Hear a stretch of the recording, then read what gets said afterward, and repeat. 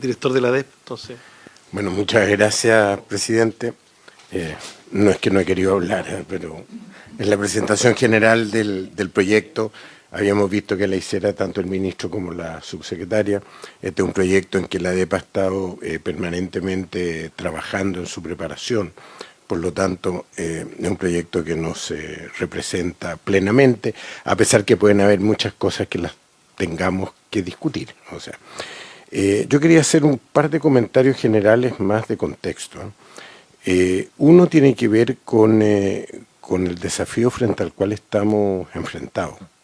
Nosotros, en la actual norma legislativa, tenemos un periodo de 12 años para dejar totalmente instalado el sistema. Ya llevamos 6, estamos en el año 7.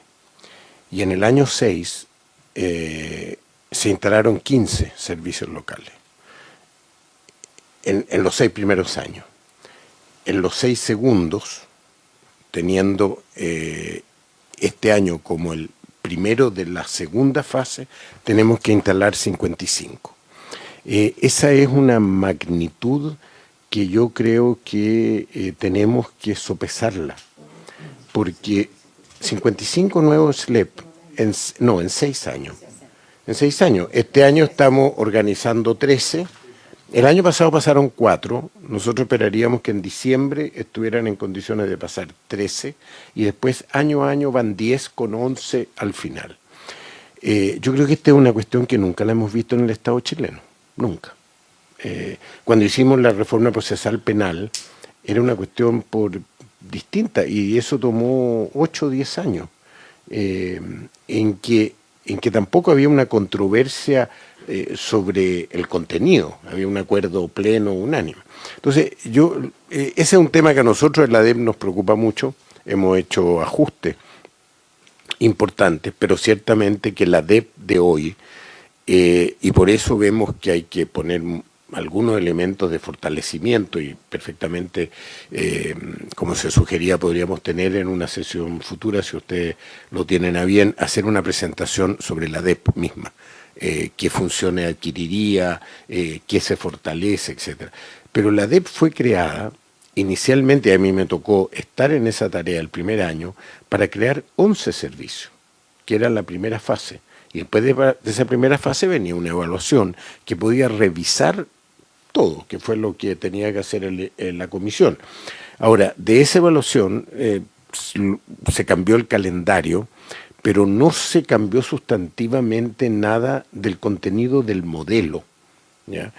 Y eso tampoco está planteado en este proyecto de ley, sino que lo que estamos haciendo es ajustes que permitan llevar adelante esta tarea de mejor manera. Entonces, esa yo creo que es una cuestión que hay que tener en cuenta, porque muchas de las mejoras organizacionales y procedimentales que se ponen como de carácter legal, el ideal sería que las tuviéramos lo antes posible, porque si esto nos demoramos 2 años en sacar esto del Parlamento, ya vamos a haber tenido 23 nuevos servicios instalados bajo las condiciones antiguas.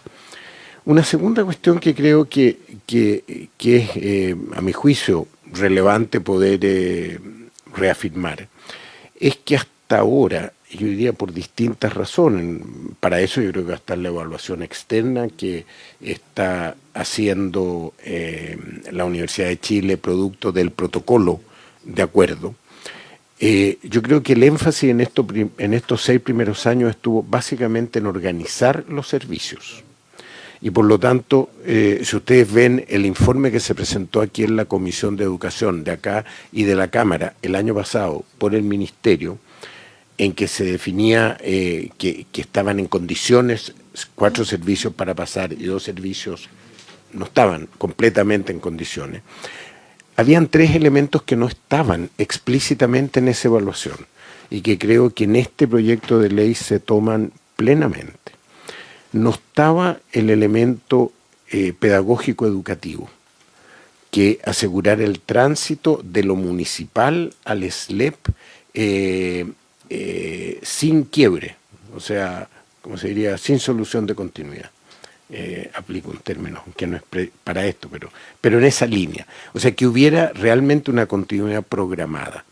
y lo que se había diseñado, porque yo creo que es como fue un diseño inicial, era tan fuerte la demanda de crear los servicios que lo educativo y pedagógico se suponía que iba a venir como por añadidura después.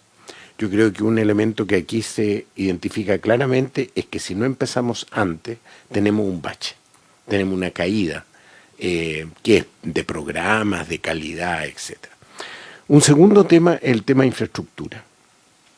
El tema de infraestructura, el Departamento de Infraestructura del Ministerio de Educación se cambió de la subsecretaría a la DEP en la perspectiva de que se veía que a la larga sea un departamento que iba a funcionar con los SLEP, pero que en el tránsito tenía que seguir funcionando con los municipios.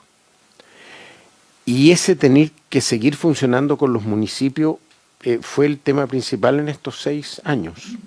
Los SLEP empezaron a hacer sus proyectos no de mantención, porque eso es más fácil de hacerlo, es gasto operativo corriente, pero los de conservación, los de renovación, esos claramente estaban en el DIE, pero los de conservación, sin realmente un apoyo fuerte. Y por eso algunos servicios han tenido una performance súper buena, Gabriela Mistral, Andalien Sur, incluso Puerto Cordillera, y algunos que han logrado hacer los proyectos, pero en la mayoría ese es un ítem, una partida presupuestaria que ha tenido poca ejecución históricamente, alrededor del 50-55%. ¿Por qué? Porque no están los proyectos en tiempo para tener admisibilidad y tener la identificación presupuestaria y por lo tanto no parten, los dineros no se gastan. Allí hay un cambio súper fundamental, es decir, aquí nos hacemos cargo de crear tal como hay una estrategia nacional para la educación, va a haber una estrategia nacional para la infraestructura escolar, pensando que de aquí a, si todo sigue igual, de aquí a 5 años más, vamos a tener el 40% de los educandos del país bajo el nuevo sistema. Y por lo tanto eso requiere enfrentarlo de manera distinta. Y por eso se genera toda esa propuesta del tema infraestructura, con un fondo. A lo mejor hay que discutir el fondo, si es la mejor manera. O sea, yo creo que todo eso está como en la materia de discutirse. Pero lo que creo que es bien importante que está en el diseño es la decisión de que esto entre en la ley, que no quede como una partida solo dependiendo de la ley de presupuesto, que es lo que es hasta ahora. Y el tercer elemento que vemos también que en el proyecto se destaca con mucha fuerza es todo lo que uno podría llamar como participación y gestión de entorno en el territorio.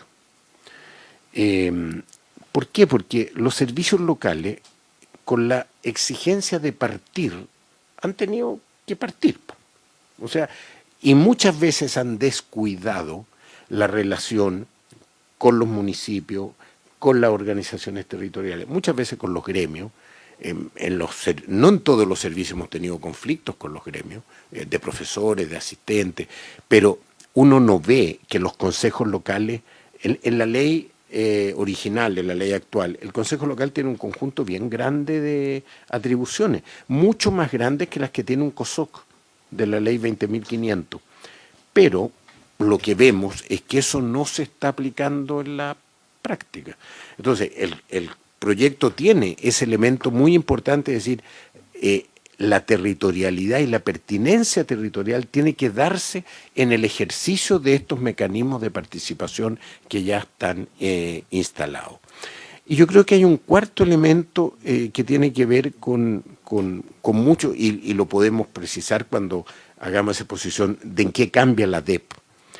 De que la DEP tenemos que pensar, y es una tarea nuestra interna, como servicio y como ministerio, empezar a pensar qué servicio tenemos que tener en 5 años más. Hoy día tenemos un servicio que puede gestionar y monitorear los 15, que yo creo que estamos en condiciones de entrar a monitorear 28, que es el próximo año, pero si no hacemos algunos aumentos de dotación, algunos diseños distintos informáticos, que no los tenemos, alguna desconcentración de tareas en el territorio y otras materias, yo creo que que ya entrar a monitorear 38 va a ser complicado. O sea, el sector salud tiene 29 servicios de salud, pero con una tradición de ¿cuánto? De 6 décadas. O sea, que hayan tenido un aprendizaje histórico enorme. Igual, un colega que nos robamos de salud para la Dirección de Educación Pública, que es el director de presupuesto de salud, que se vino a esa tarea acá, decía, ellos tienen reuniones semanales de la Subsecretaría de Redes con todos los directores para revisar la marcha del sistema. Nosotros hemos instalado una reunión quincenal con todos los directores para ver los temas más estratégicos. Antes también se hacía, pero quizá era con temas más puntuales, quizá. Estamos viendo temas estratégicos, pero ahí vemos que los directores nos plantean constantemente la necesidad de orientaciones que tienen que ser similares. Por ejemplo, hoy día tenemos un dictamen de la Contraloría que todos los servicios tienen que tener COSOC. La tesis que había levantado la DEP y el Ministerio era que los consejos locales podían cumplir ese rol. Ahí hay unos problemas, el dictamen es claro, si no se aclara en la ley, vamos a tener que hacer COSOC. Bueno, lo lógico sería que los COSOC fueran iguales en todos los servicios, y no cada servicio a su diseño tuviera un COSOC distinto. ¿Por qué? Porque es parte de la institucionalidad. Entonces, ese es un ejemplo de cómo visualizamos en la tarea cotidiana que tenemos que tener orientaciones comunes que sean para el conjunto. Y el tema del tiempo, esas orientaciones, si no las empezamos a instalar ahora como práctica de gestión en el sector público, en 2 años más va a ser imposible, porque la magnitud del fenómeno va a ser difícilmente manejable. Eso, señor presidente, y muchas gracias. Muchas gracias, señor director.